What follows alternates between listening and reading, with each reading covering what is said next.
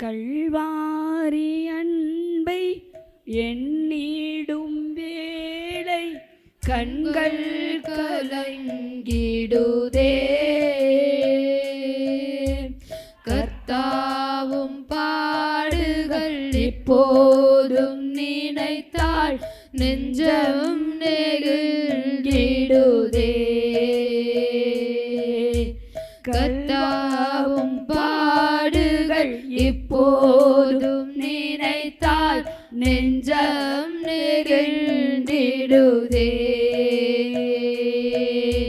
கேச்சமனே பூங்காவினில்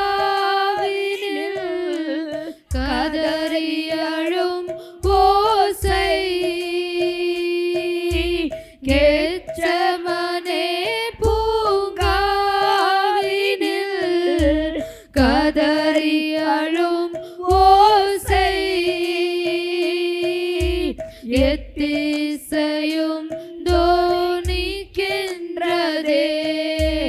எங்கள் மனம் தீகைக்கின்றதே. கண்கள் கலங்கிடுதே. எங்கள் கண்கள் கலங்கிடுதே.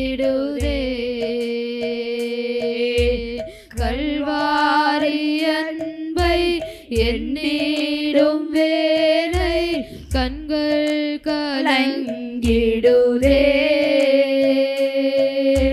கர்த்தாவும் பாடுகள் இப்போதும் நினைத்தால் நெஞ்சம் நெகிழ்ந்திடுதே.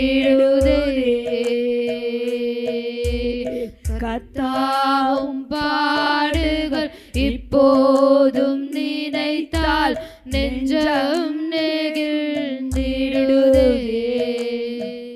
ஹல்லேலூயா. சிலுவை தியானத்திற்கு வந்த உங்களை யாவரையும் ஆண்டவராகிய இயேசுவின் நாமத்தினாலே வாழ்த்துகிறேன். சிலுவை இல்லாமல் நமக்கு சிங்காசனம் இல்லை என்று சொல்லப்படுகிறது. சிலுவையின் வழியாகத்தான் நாம் பரலோக ராஜ்யத்துக்கு போகக்கூடிய காரியத்தையும் தேவன் வைத்திருக்கிறார் என்பதை பார்க்கிறோம். உலகத்தில் வந்த எந்த மனுஷனும் பிரகாசிப்பிக்கிற செய்கிற அந்த மெய்யான ஒளி தான் நமக்குள்ளே வாசம் பண்ணி கொண்டிருக்கிறார். இந்த ஒரு வசனத்தை நான் வாசித்துட்டு அப்புறம் நான் செய்திக்குள்ளே கடந்து போக விரும்புகிறேன். நீதிமொழிகளின் புஸ்தகம் 28வது அதிகாரம் 13வது வசனத்தை வாசிக்கலாம். தன் பாவங்களை மறைக்கிறவன் வாழ்வடைய மாட்டான், அவைகளை அறிக்கை செய்து விட்டு விடுகிறவனோ இரக்கம் பெறுவான். நல்ல பிதாவே, இந்த வசனத்தை கொண்டு நீர் எங்களோடு பேசுவீராக. இயேசுவின் நாமத்தில் பிதாவே, ஆமேன். ஹல்லேலூயா. பாவியாக இருக்கிற நம்மை ரட்சிப்பதற்காகத்தான் ஆண்டவராக இயேசு இந்த பூமிக்கு வந்தார் என்பதை நாம் அறிகிறோம். ஆகவே உலகத்தில் எந்த மனுஷனும் நீதிமானும் அல்ல, பரிசுத்தவானும் இல்லை. எல்லாரும் பாவிகள் தான். பாவம் செய்து நாம் தேவ மகிமையை அற்றவர்களாக இருக்கிறோம். பாவம் செய்கிற ஆத்துமாவே சாகும் என்று சொல்லப்பட்டிருக்கிறது. ஹல்லேலூயா. ஆதியிலே ஆதாம் ஏவாளை படைத்த ஆண்டவர் வஞ்சகத்தினாலே ஆதாம் விழுந்து போனான். பாவம் செய்ததினாலே அவன் ஏதேன் தோட்டத்தை விட்டு அவன் வெளியேற்றப்பட்டான் என்று பார்க்கிறோம். ஸோ அதற்கப்புறம் ஆண்டவர் சொல்கிறாரு, பிரசங்கில் நீங்கள் 7வது அதிகாரத்தில் வாசிக்கும்போது, மனிதனை செம்மையானவனாக தான் படைத்தார், ஆனால் அவர்களோ உபாய தந்திரங்களை தெரிந்து கொண்டார்கள். அப்படின்னா என்ன? பாவ வழிகளை தெரிந்து கொண்டார்கள், பாவத்தை அறிந்து கொண்டார்கள். ஆகவே நீதி செய்ய வேண்டிய காரியத்தையும் பரிசுத்தமாய் வாழ்கிற வாழ்க்கையும் விட்டு விட்டார்கள் என்று அர்த்தம் இல்லையா? ஆகவே ஆண்டவர் இவை எல்லாவற்றுக்கும் ஒரே பலியாக ஆண்டவர் தன்னையே ஜீவ பலியாய் கொடுப்பதற்காக சிலுவையை தேர்ந்தெடுத்தார் என்று பார்க்கிறோம். ஸோ சிலுவையின் மூலியமாக தேவன் நமக்கு ரட்சிப்பை கொடுப்பதற்காகவும், சிலுவையில் சிந்தின இரத்தத்தினாலே நம்முடைய பாவங்கள் மன்னிக்கப்படுவதற்காகவும் தேவன் தன் ஒரே குமாரனாகிய இயேசுவை பலியாக கொடுத்தார். அல்லேலூயா. ஆகவே எந்த மனுஷனும் தான் பாவி என்று அறிந்து தன் பாவங்களை மறைக்காமல் ஆண்டவருடைய சமூகத்தில் தன்னை மனம் திரும்பி ஆண்டவருக்கு ஒப்பு கொடுத்து நான் பாவி என்று ஏற்றுக்கொள்ளும் பொழுது கர்த்தர் அவனுடைய பாவத்தை எல்லாம் மன்னிக்கிறார் என்று அர்த்தம். ஏதேன் தோட்டத்தை விட்டு வெளியேறினதுக்கப்புறம் கர்த்தர் அவனுக்கு இரக்கம் பாராட்டினார். ஆனாலும் எல்லா மனுஷனும் பாவம் செய்து தேவ மகிமையற்றவனாக இருந்ததினால அவனுக்கு மீண்டுமாக தேவனுடைய மகிமையை காணும்படி தேவனுடைய ராஜ்யத்தில் அவர்கள் மீண்டும் வர வேண்டும் என்பதற்காக பாவம் அறியாத இயேசுவை பாவமாக்கினார். அவர் எல்லாருடைய மனுக்குலத்தின் பாவங்களை தன்மேல் சுமந்து கொண்டு எல்லாருக்கும் ஒரு விடுதலையை கொடுக்கும்படி தன்னையே ஜீவ பலியாக அர்ப்பணித்தார். இன்றைக்கி யாரெல்லாம் மனம் திரும்பி ஆண்டவரிடத்தில் வருகிறார்களோ அவர்களை எல்லாம் கர்த்தர் மன்னிக்கிறார், அவர்களை பரிசுத்தமாக்குறார், அவர்களை நீதிமான்களாக்குறார். இந்த உலகத்தில் நம்ம வாழ்கிற நாளும் சரி அல்லது மரண தருவாயில் இருந்தாலும் சரி, நாம் பாவங்களை அறிக்கை செய்து நிச்சயமாக கர்த்தருடைய பிள்ளைகள் நீதிமான்கள் ஆக்கப்பட்டு பரலோக ராஜ்யத்துக்குள்ளே மீண்டும் சேர்க்கப்பட வேண்டும் என்பது தான் தேவனுடைய திட்டம், இல்லைங்களா? ஆகவே இன்றைக்கி நான் சிம்பிளாக தான் சொல்கிறேன். நீங்கள் லூக்கா எழுதின சுவிசேஷத்தில் ஒரு காரியத்தை சொல்கிறார். ஆண்டவராக இயேசு சிலுவையில் அறையப்பட்டதுக்கப்புறம் வலது பக்கத்தில் ஒருத்தனையும் இடது பக்கத்தில் ஒருத்தனையும் சிலுவையில் அறைந்தார்கள் என்று பார்க்கிறோம்.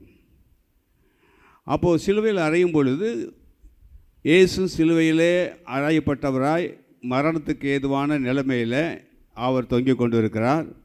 2 கள்ளர்களும் தங்களுடைய துன்மார்க்கத்தினால, பாவத்தினால, துரோகத்தினால அவர்கள் பிடிக்கப்பட்டு சிலுவையில் அவர்களும் அடிக்கப்பட்டிருக்கிறார்கள்.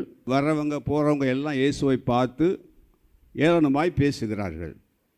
அதில் ஒருத்தன் கள்ளனாக இருக்கிறவன் ஒருவன் சொல்கிறான், நீ தேவகுமாரன் ஆனால் உன்னையும் ரட்சித்து என்னையும் ரட்சித்துக்கொள் என்று சொல்லுகிறதை பார்க்கிறோம். நீங்கள் அந்த வசனத்தை வாசிங்க, 23வது அதிகாரத்தில் அது சொல்லப்பட்டிருக்கிற ஒரு வார்த்தை. இப்போது 2 பக்கத்துலேயும் 2 கள்ளர்கள் இருக்காங்க. அதில் ஒரு கள்ளன் சொல்லுறான், நீ கிறிஸ்துவானால் உன்னை ரட்சித்துக்கொள் என்று நிந்திக்கிறான். இன்றைக்கி ஆண்டவரை பார்த்து நிந்திக்கிற ஒரு காரியங்கள் இன்றைக்கி உலகத்தில் நிறைய நடந்துகிட்டு இருக்குது, தெரியுதுங்களா? ஆரம்பத்தில் இருந்த நாட்களைப் போல கிறிஸ்துவின் மேலே வைத்திருக்கிற விசுவாசமோ பக்தியோ பயமோ இல்லாமல் போய் இன்றைக்கி கிறிஸ்துவையே நிந்திக்கிற ஒரு கூட்டங்கள் நிறைய எழும்பி கொண்டு இருக்கிறது, இல்லைங்களா?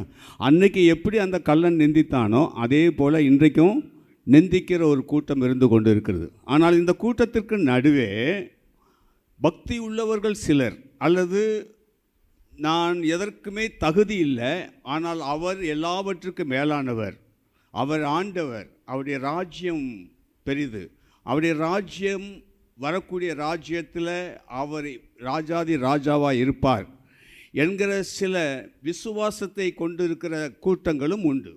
அதில் தான் இந்த ஒரு மனுஷனை காண்பிக்கிறார், இல்லையா? அவன் தகாததை பேசும்பொழுது இவன் இன்னொருவன் சொல்லுகிறான், நாமோ இந்த பாடுகளுக்கு உட்பட்டு இருக்கும்போது, நீயும் நான் இந்த பாடுகளுக்கு உட்பட்டு இருக்கும்போது அவர் ஒன்றுமே செய்யாத அவரை நீ நிந்திக்கலாமா என்று சொல்லி கடிந்து கொள்ளுகிறான்.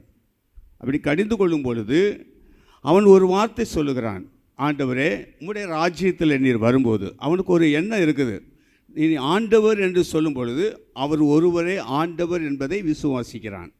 2வது, அவர் அவருடைய ராஜ்யத்தில் வருவார் என்பதையும் அவருடைய ராஜ்யம் ஸ்தாபிக்கப்படும் என்பதையும் அவன் விசுவாசித்து அவன் சொல்லுகிற ஒரு காரியம். ஆண்டவரிடத்தில் அந்த விண்ணப்பம் பண்ணுகிறான், ஆண்டவரே உம்முடைய ராஜ்யத்தில் வரும்போது அடியானை நினைத்தரலாம். Price Lord. அவன் பாவம், அவன் துன்மார்க்கன், அவன் அநியாயக்காரன், அநியாயம் செய்து இந்த தேச துரோகத்தினாலே ஒருவேளை கள்ளனாக பிடிக்கப்பட்டு அடிக்கப்பட்டிருக்கலாம். ஆகவே அவன் தன்னுடைய பாவத்தை உணர்ந்தவனாக அவன் ஆண்டவரிடத்தில் செய்கிற ஒரு விண்ணப்பம். ஆண்டவருக்கும் அவனுக்கும் ஒரு கான்வர்சேஷன் நடக்குது. இப்போ ஆண்டவர் அதை கேட்டு என்ன சொல்கிறார், இன்றைக்கு நீ என்னோடு கூட பரதேசில் இருப்பாய். அப்போது எவனுடைய பாவங்கள் மன்னிக்கப்படுகிறதோ அவன் கர்த்தரோடு பரதேசில் இருப்பான் என்பதை பார்க்கிறோம். மரண தருவாயில் கூட நாம் என்ன செய்யக்கூடும், நம்முடைய பாவங்களை தேவனிடத்தில் அறிக்கை செய்யும் பொழுது கர்த்தர் நம்முடைய பாவங்களை மன்னித்து நம்முடைய மரணத்தில் அவரோடு கூட இருக்கிற ஒரு கிருபையை தேவன் நமக்கு கொடுக்கிறார் என்பதைத்தான் இந்த சிலுவை நமக்கு எடுத்து காண்பிக்கிறது. அல்லேலூயா. ஆகவே அந்த கள்ளன் சிலுவையில் இன்னும் கொஞ்ச நேரத்தில் இயேசு மரிக்க போகிறார். அவனுக்கு நல்லாவே தெரிஞ்சிருச்சு, இவர் தான் மேசியா, இவர் தான் ஆண்டவர், அவருடைய ராஜ்யம் வரப்போகுது. ஆகவே இந்த உலக வாழ்க்கை எனக்கும் முடிய போகுது. இந்த உலக வாழ்க்கை இதோடு முடிஞ்சு போனது மட்டுமல்ல, இனி அவரோடு கூட நான் இருக்க வேண்டும் என்ற ஒரு எண்ணம் அவனுக்குள்ளே வந்ததுனால தான் இந்த காரியத்தை அவன் ஏறெடுக்கிறான். ஆகவே எந்த ஒரு மனுஷனும் மரணம் வருவதற்கு முன்பாக அல்லது மரிக்கிற தருவாயில் இருக்கும்போது கூட ஆண்டவருடைய சமூகத்தில் நம்முடைய பாவங்களை அறிக்கையிடும்போது அந்த பாவங்களுக்கு இரக்கம் பெற்று நாம் பாவங்கள் மன்னிக்கப்பட்டவர்களாக பரலோக ராஜ்யத்தில் பரதேசில் எடுத்துக்கொள்ளப்படுவோம். இதுதான் எடுத்து காண்பிக்கிற ஒரு காரியம். அதனால தான் அந்த நீதிமொழிகள் 28 நம்ம வாசித்தோம். என்ன வாசித்தோம்? தன் பாவங்களை மறைக்கிறவன் வாழ்வடைய மாட்டான், அவைகளை அறிக்கை செய்து விட்டு விடுகிறவனோ இரக்கம் பெறுவான். இவன் இரக்கம் பெற்றான். கடைசி நேரத்தில் இரக்கத்தை பெற்று ஆண்டவரிடத்திலிருந்து வார்த்தையை பெற்றுக்கொள்கிறான். என்ன? இன்றைக்கு நீ என்னோடு கூட, நான் எனக்கு மறிக்க போகிற என்னோடு கூட நீயும் இருப்பாய் என்ற ஒரு வாக்குத்தத்தத்தை பெற்றுக்கொள்கிறான். Praise the Lord. எனக்கு அருமையானவர்களே, நாம் என்றைக்குமே ஒரு நாள் மறிக்கத்தான் போகிறோம். மறிக்கிறதுக்கு முன்பாக நம்முடைய பாவங்கள் பூரணமாய் மன்னிக்கப்பட்டிருக்க வேண்டும். ஆகவே ஒவ்வொரு நாளும் நாம் தேவ சமூகத்தில் என் பாவங்களை மன்னிங்க ஆண்டவரே, உமக்கு பிரியமில்லாத நான் ஏதாவது பேசியிருப்பேன், அல்லது உமக்கு பிரியமில்லாத வாழ்க்கையில் நான் வாழ்ந்திருப்பேன், அல்லது நான் பிரியமில்லாத நடத்தையில் நடந்திருப்பேன், உமக்கு சித்தமாக இல்லாததை நான் ஏதாவது செய்திருப்பேன், என்னை மன்னிங்க என்று சொல்லி தினமும் நாம் என்ன செய்ய வேண்டும்? ஆமாம், அறிக்கையிட வேண்டும். நம்முடைய பாவங்களை அறிக்கையிட்டுக்கிட்டே இருக்க வேண்டும். ஏன்னா எந்த மனுஷனும் நீதிமான் என்று சொல்லக்கூடிய அளவுக்கு யாருமே இல்லை.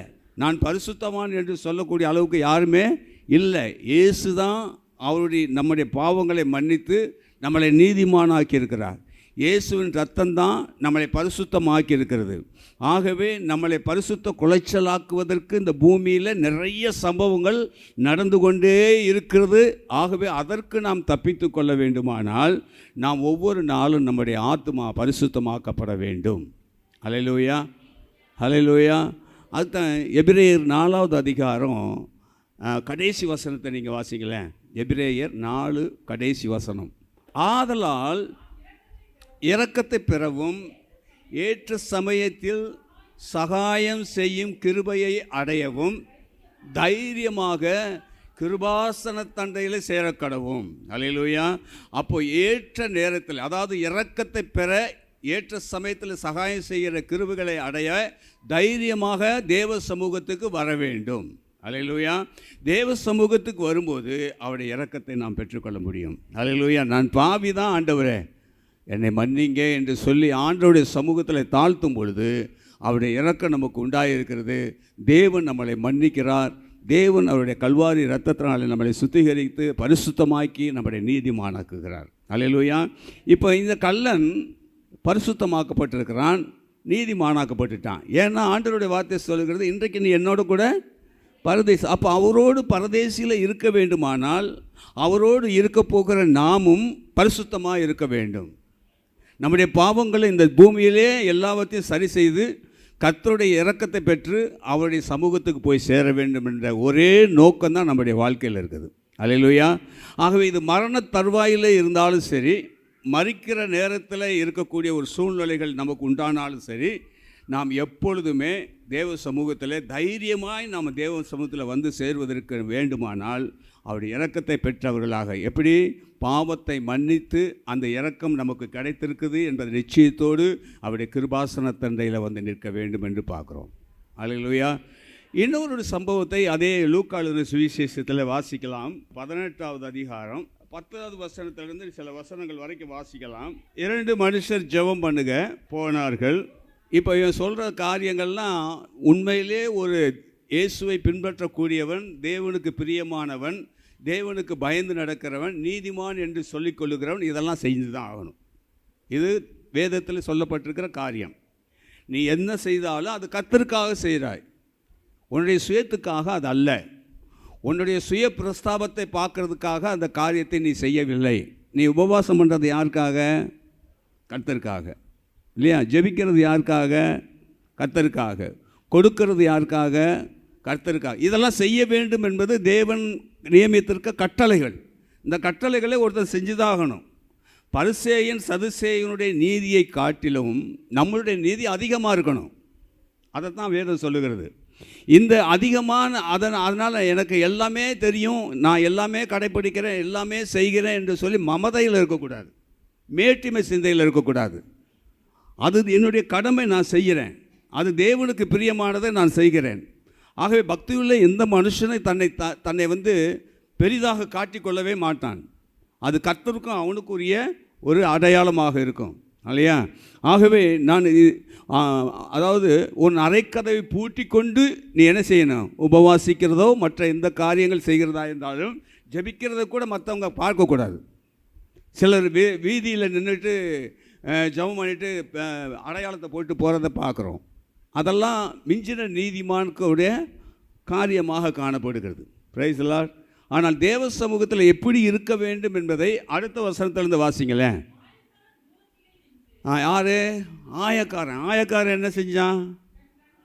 அவன் பாவியா? பாவின்னு சொல்லப்பட்டிருக்குதா? ஆனால் அவன் தான் சொல்கிறான், பாவியாக இருக்கிற என் மேலே கிருபையாயிரணும். Praise the Lord. அப்போது யாராக இருந்தாலும் நான் ஒரு பாவி என்பதை ஏற்றுக்கொண்டு தேவ சமூகத்தில் இரக்கத்தை பெறுவதற்கு அவருடைய சமூகத்தில் வருகிறவன் தான் இரக்கத்தை பெற முடியும். இப்போ அவன் என்ன சொல்கிறான்? ஆயக்காரன் கண்களை ஏறெடுக்க துணியாமல் மார்பிளை அடித்து கொண்டு, தேவனே பாவியாக இருக்கிற என் மேலே. அவன் பாவின்னு ஏற்கனவே சொல்லப்பட்டிருக்குதா? பாவின்னே சொல்லலை. அவன் நீதிமான் என்று காண்பிக்கிறதுக்கு நான் இதெல்லாம் செய்கிறேன்னு சொல்கிறான். ஆனால் இவனும் என்கிட்ட அப்படி அவெல்லாம் அதை பற்றியெல்லாம் சொல்லலை. ஆனால் என்ன சொல்கிறான்? பாவியாக இருக்கிற என் மேலே கிருபையாயிரும். இதில் வேதம் என்ன நமக்கு அடுக்கிறான்? நீங்கள் நல்லா வளர்ந்துருக்கலாம், கர்த்தருக்காக எதையும் செய்யலாம், அது தேவனுடைய கட்டளை. அந்த கட்டளை நீங்கள் செஞ்சுக்கிட்டு தான் இருக்கிறீங்க. ஆனால் மற்றவங்களை குறை சொல்லுகிற அளவுக்கு, குற்றப்படுத்துகிற அளவுக்கு, சுட்டி காண்பிக்கிற அளவுக்கு உங்களுடைய பயபக்தி இருக்கக்கூடாது. புரியுதா உங்களுக்கு? இப்போ அவன் என்ன செய்கிறான்? எல்லாமே கரெக்டாக நடந்து கொண்டாலும் அவன் சுட்டி காண்பிக்கிறது யார்? இந்த பின்னாடி இருக்கிறவனை மாதிரி நான் இல்லை. இன்றைக்கி நம்ம அப்படி தான் செய்கிறோம். சில சமயத்தில் குற்றப்படுத்துகிறோம், குறை சொல்லுகிறோம், மற்றவங்களை தூத்தி திரிகிறோம். யார் செய்கிறா? சபைக்கில் இருக்கிற விசுவாசிகள் தான் செய்கிறோம். நல்ல வளர்ந்தவங்க தான் செய்கிறோம். நிறைக்கூடம் தழும்பாதுன்னு சொல்லுவாங்க. நீங்கள் நிறைக்கூடமாக இருந்தால் மற்றவங்க குறையை நீங்கள் பார்க்கவே மாட்டீங்க, மற்றவங்களை குறை சொல்லவும் மாட்டீங்க, மற்றவங்களை தூத்தவும் மாட்டீங்க. ஆனால் இங்கே அவன் என்ன செய்கிறான்? எல்லாம் அறிஞ்சவன் தான் பரிசேயன். அவன் எல்லாமே அறிஞ்சவன் தான். அவன் கண்டிப்பாக கர்த்தருக்கு அவன் செய்ய வேண்டிய காரியத்தை தான் செஞ்சுருக்கிறான். அதில் தவறு எதுவுமே இல்லை. ஆனால் அவன் நடந்து கொண்ட வேண்டிக் கொண்ட முறை தான் தேவனுக்கு பிரியமில்லாமல் இருந்ததுனால தான் ஆண்டவர் சொல்கிறார், பின்னாடி வந்தவன் தான் இரக்கத்தை பெற்றான்னு சொல்கிறார். அவன் தான் நீதிமானாக்கப்பட்டான். நீ இவ்வளோ செஞ்சு உன்னை நீதிமான் என்று சொல்லவே இல்லை ஆண்டவர். இன்றைக்கி ஆண்டவர் இந்த சிலுவை தியானத்தில் நமக்கு கற்றுக் கொடுக்கிறது இதுதான்.